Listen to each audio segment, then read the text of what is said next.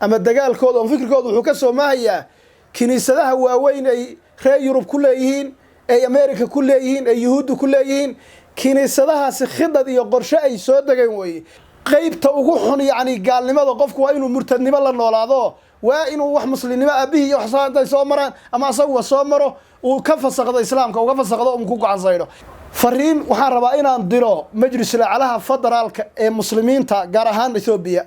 ee shuunta islaamka u xirsaaran heer kilal iyo heer yaani marka federaal labadaba war hawshaas inta la fiiriyo oo si midnimo loo galo oo si macquul galnimo loo galo oo si ilaahay laga cabsanayo loo galo hawsha muslimiinta ah looga gargaaro barakallahu fiikum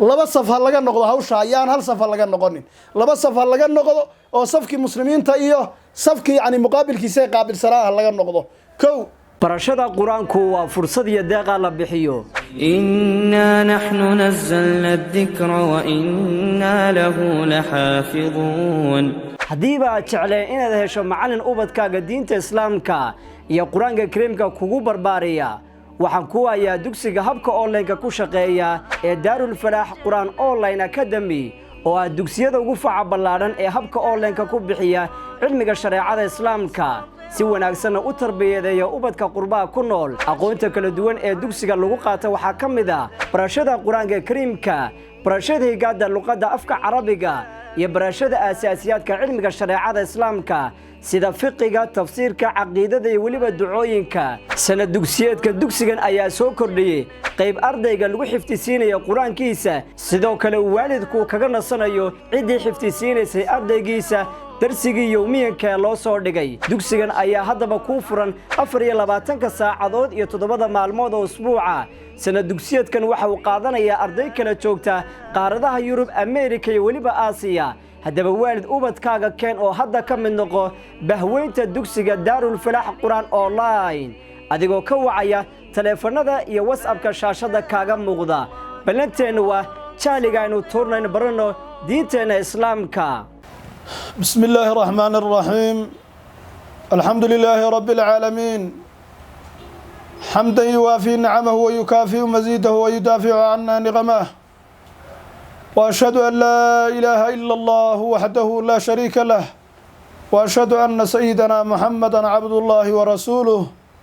صلى الله عليه وعلى آله وأصحابه ومن دعاه بدعوته إلى يوم الدين ثم ما بعد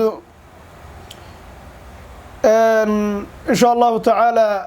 ما أنت وحان روا كريب كنا كجا هذا ما كلمة إذن قضية كسر عصباناتي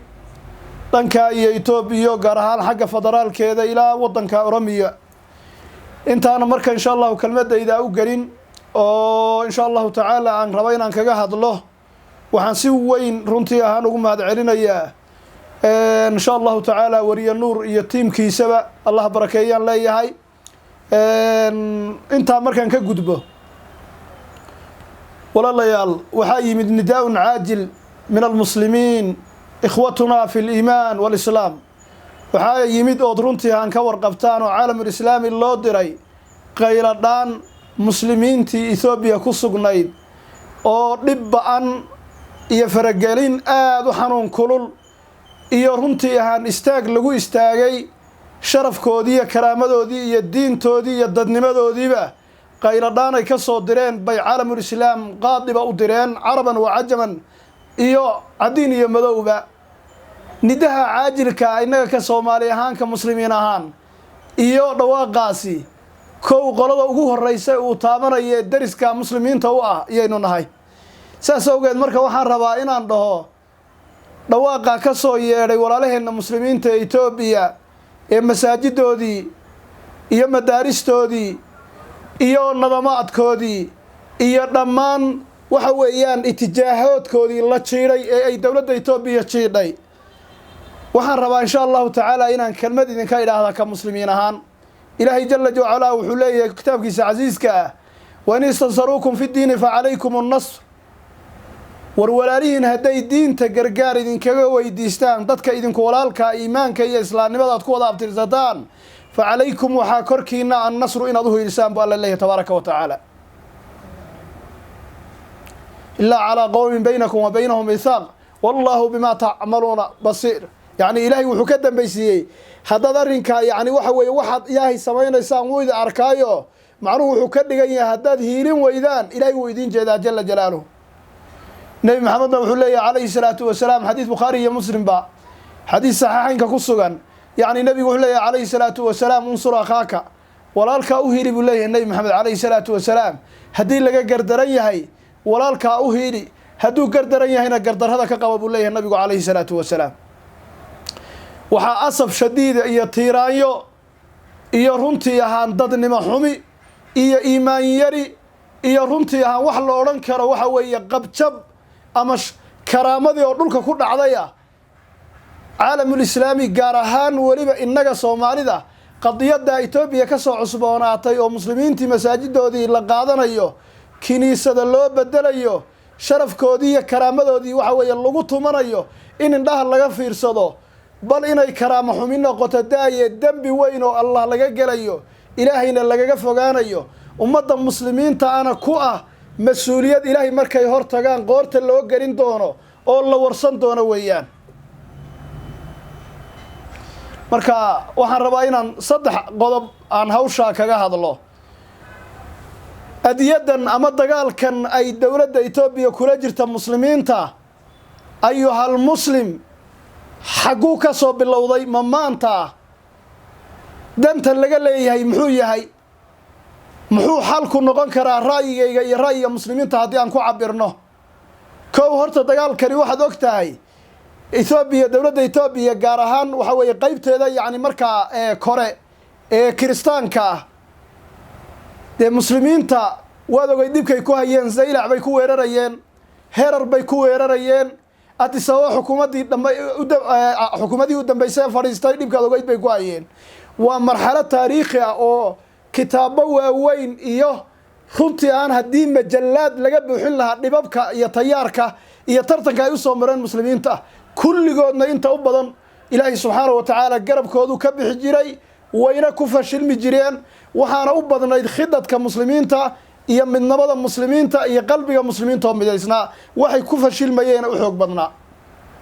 saas awgeed marka waxaan leeyahay dagaalkan waxa weeye waa dagaal runtii ahaan qadiim ah oo kasoo mabda'uhu iyo bilowgiisu ahaa min Zaylac ilaa herar ilaa adisawa hadda xukuumadda fadhida inay muslimiinta waxa weeye camaasiiriyaan ku istaagaan kolkay waxoogaa ka nastaanba si ula kaca ay u farageliyaan marka maqsadkuna waxa weeye waa laba shay waxaa la yiraahdaa Soomaalidu waxay ku mahmahdaa ninku baa la yahay hadduu shantiisa ku saaro oo yani markaa waxa weeye gacmihiisa uu ku saaro shantiisa hadduu ku saaro waxa weeye shaynadaadu rabaa bay dhahan yani ceebtaada iyo cawradaadu rabaa kow dagaalkan maqsadka laga leeyahay in yani masaajidan intii kiniisada loo bedelo dadkan muslimiinta in nizaam iyo jab lagu sameeyo iyo waxa weeye in meesha laga qaato kaliyeeta ama waxa weeye taasiil lagu sameeyo la waabsado kaliyeeta ma waxa weeye dad fariin ku socota muslimiinta Itoobiya ku nool oo dhan jinsiyadooda oo dhan in yani qalbigooda la taabto oo la jabiyo oo lagu suura xumeeyo laysa lana mathalu su'ibu nabi maxamed leeyahay annaga suura xun lama siin karo buu leeyahay nabi maxamed calayhi salaatu wasalaam haddana in suura xun oo liita lagu siiyo weeyaan qodobka labaad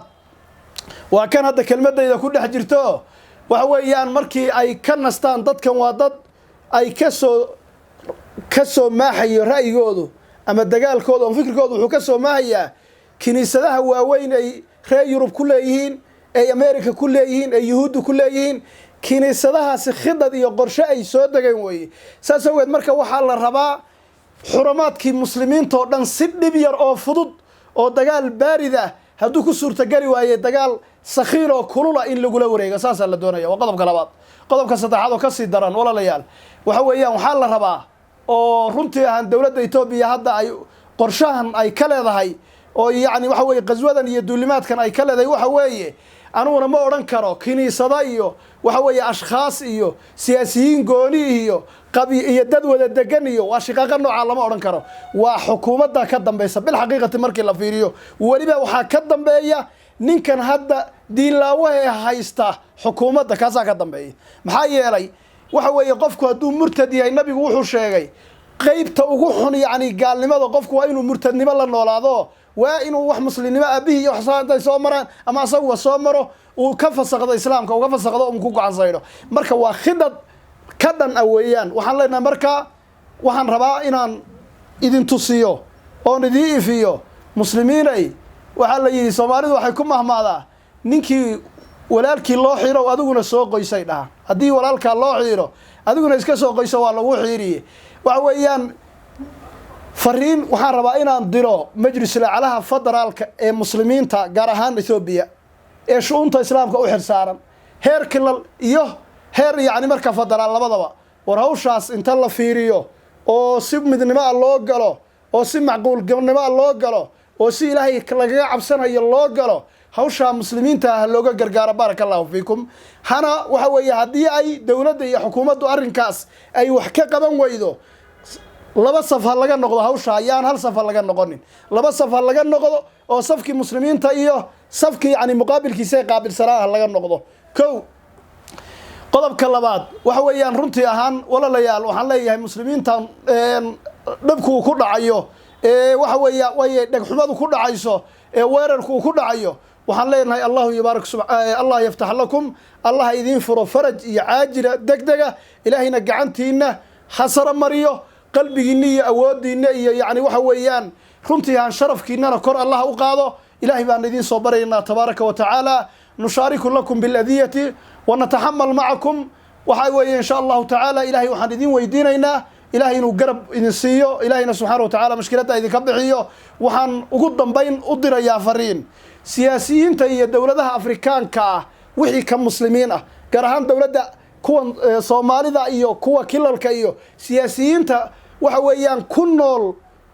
Addis Ababa dhexdeeda iyo goobaha uu ka socdo waxa weeyaan in hisaamka ay dhahdeen irhaabkaas ama yaani waxa weeye dhibaatada noocaas ay ka socoto hor ilaahay ka baqa oo ka hadla qadiyadan oo qadiyadan haydi xanuujiso oo ummadda waxa weeyaan aamusku naclad ilaahay buu keenaa wuxuu keenaa maxay wixii caadi la moodo oo la sharci gareeyo wixii oo lagu kadsoomo keenaa war ummadda waxa weeyaan siyaasiyiin uma tiidinun markii waxa weeye dhuunigiina iyo xukunkiina iyo kursigiina aad raadinaysaan war danqashada muslimiinta la muujiya oo waxa weeyaan la gurmada muslimkan meesha yaani waxa weeye suriyiinta ku jira saasan insha Allah taala ku soo gabagabaynaya hada wabillahi tawfiiq wa sallallahu wa sallam ala rasuulillah